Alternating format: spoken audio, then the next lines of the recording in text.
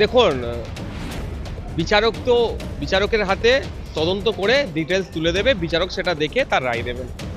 তো যারা তদন্তকারী সংস্থা কতটা ডিটেলস দিয়েছে বা কতটা দেবে তা নিয়ে সন্দেহ নামিয়ে, কারণ যথাসময়ে চার্জশিট না দেওয়ার ফলে দুজন জামিন পেয়ে গেল সেই সিবিআইয়ের ব্যর্থতার ফলে। তো এই রায়টা কি আসবে সন্দীপ ঘোষ ছাড়া আমরা চাইছি এই ষড়যন্ত্রের সাথে যারা যুক্ত আছে তাদেরকে সর্বোচ্চ শাস্তি দেওয়া হোক। আরজিকর কাণ্ডের আজ রায় ঘোষণা, তার আগেই বিস্ফোরক ভাঙড়ের বিধায়ক।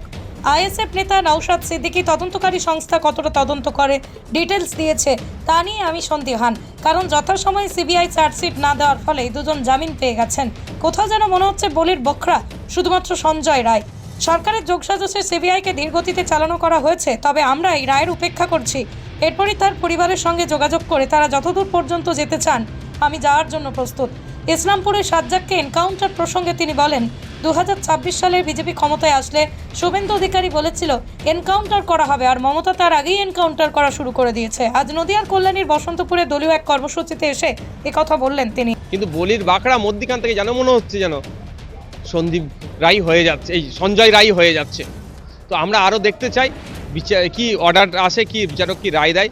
প্রয়োজনে বাড়ির লোকের সাথে যোগাযোগ করব, তারা যেটা বলবে এটাকে চ্যালেঞ্জ করে আর কোথায় যেতে চায় সেটাতেও নওশাদ সিদ্দিকী যাওয়ার জন্য প্রস্তুত আছে। তবে একটা কথাই বলি আমি, যে আমার সন্দেহ হচ্ছে বেশ কিছু জায়গায় যে ডিপার্টমেন্টে উনি দায়িত্বরত ছিলেন, কর্তব্যরত বা ডিউটিরত ছিলেন, তার আশপাশে যে ডিপার্টমেন্ট ছিল বা তার যারা কলিগ ছিল তাদেরকে কি সিবিআই একবারও জিজ্ঞাসাবাদ করেছে? প্রশ্ন আমার থেকে যাচ্ছে। আমি বলছি না তারা অভিযুক্ত, আমি এটা একবারের জন্য বলবো না, কিন্তু ঘটনাটা কি ঘটেছে সেটার জন্য তো আই উইটনেস হতে পারে। তো আমার মনে হয় এগুলো দেখেনি, বা সিসিটিভি ফুটেজে যাদের আনাগোনা আছে চলেছে ওই সময়, বা টোটাল সিসিটিভি ফুটেজ সেগুলো থেকে কি যাদেরকে এসেছে তাদেরকে কি জিজ্ঞাসাবাদ হয়েছে, এটা নিয়ে প্রশ্ন থেকে যাচ্ছে। আমি আবারও বলছি, এই যে তদন্ত করেছে সিবিআই, এটা প্রভাবিত হয়েছে। সঠিকভাবে তদন্ত হলে আচ্ছা রাঘব বোয়ালদেরও নাম উঠে আসতো, বা রাঘব বোয়ালদের সাথে যুক্ত থাকা মানুষের নাম উঠে আসতো যারা শাসক দলের সাথে যুক্ত।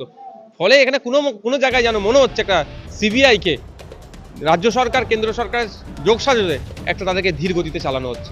পৃথিবীর 3 ভাগ জল 1 ভাগ স্থল, তাই পানীয় জলের অভাব নেই, কিন্তু বিশুদ্ধ পানীয় জল একটাই, বৃষ্টি অ্যাকোয়া। প্রতি ফোঁটায় আনে তৃপ্তি, মেটায় তেষ্টা।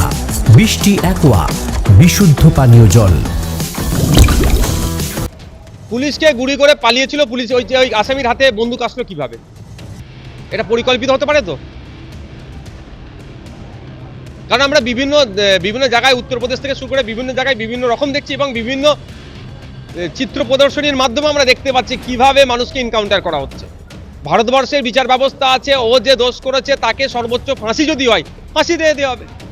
আপনারা জানেন আমাদের দেশে হিংসা করলো আজমাল কাসেম, তাকেও কিন্তু আমাদের রাষ্ট্র তাকে আইনজীবী দিয়েছিল যে তুমি তোমার সপক্ষে বলতে পারো, অর্থাৎ বিনা বিচারে তোমার মৃত্যু আমরা দেবো না।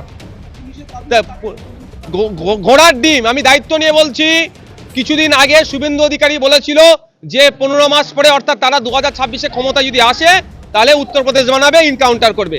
আর মমতা ব্যানার্জি পুলিশ 15 মাসের আগে এনকাউন্টার করতে শুরু করে দিল। আর এটা উত্তরপ্রদেশে হলে মুসলমান ছেলেকে এনকাউন্টার করেছে উত্তরপ্রদেশ পুলিশ বলে হই হই করতে তৃণমূলের নেতারাই, এখানে সেটা করছে না। আমি চাই এটা বিচার বিভাগে তদন্ত, আসল রহস্যটা কি, ওই এর কাছে বন্দুকটা আসলো কোথায়, বন্দুকটা কোথা থেকে আসলো এটা জানলেই আসলটা ধরা পড়বে, এর মধ্যে কে বা কারা যুক্ত আছে। এটা পরিকল্পিতভাবে খুন করা হয়েছে, এটা যদি আমি মনে করছি এটাকে তদন্ত করলে সত্য উদ্ঘাটন হবে, এটা বিচার বিভাগীয় তদন্ত হোক। নদিয়া জেলার সবথেকে বড় বিল্ডার্স চাকদার মা মনসা বিল্ডার্স, রড ও সিমেন্টের পাইকারি ও খুচরো বিক্রেতা। মা মনসা বিল্ডার্স, পদ্মবিলা, চাকদা, নদিয়া। রড কেনাকাটায় থাকছে ডিসকাউন্ট অফার। মা মনসা বিল্ডার্স। নদিয়ার সবথেকে বড় English medium school JRS public school, প্রায় 35 বিঘা জমির ওপর গড়ে উঠেছে বিশাল ক্যাম্পাস। নার্সারি থেকে শুরু করে উচ্চ মাধ্যমিক, ITI college, law college, BEd college, ভর্তি চলছে। JRS public. আপনি কোথায় ইনভেস্ট করবেন, কেন করবেন বুঝতে পারছেন না তো? সঠিক গাইডলাইন পেতে আজই আসুন নদিয়ার চাকদাতে নিবেদিতা প্রাইভেট লিমিটেডে। Nivedita private limited, marketing and distribution service. Balcony বা সিঁড়ির রেলিং, মডিউলার কিচেন বা ড্রয়িং রুম, এক কথায় আপনার স্বপ্নের বাড়িকে করে তুলুন আরো সুন্দর। Chakda ply centre, gorgeous look বা কোয়ালিটি সবেতেই number 1। Chakda ply centre, Chakda ply centre, KBM Chakda Nadia. হোমওয়ার্কটা করেছো? হ্যাঁ স্যার, এ বাবা, ভুল করেছো কেন? চোখে কেমন ঝাপসা দেখছি, লিখতে আর পড়তে খুব সমস্যা হচ্ছে। চাকদার মডার্ন অপটিক্স থেকে ভালো চোখের ডাক্তার দেখিয়ে নাও। প্রতিদিন প্রকৃত চোখের ডাক্তার ও দৃষ্টি বিশেষজ্ঞ মডার্ন অপটিক্স চাকদহে। চাকদা অ্যালুমিনিয়াম সেন্টার, প্লাই, কাঁচ, laminates, kitchen fittings, door lock, window ও অ্যালুমিনিয়ামের খুচরো ও পাইকারি বিক্রেতা। চাকদা অ্যালুমিনিয়াম সেন্টার, পূর্ব লালপুর 50 নম্বর রেলগেটের পাশে, চাকদা নদিয়া।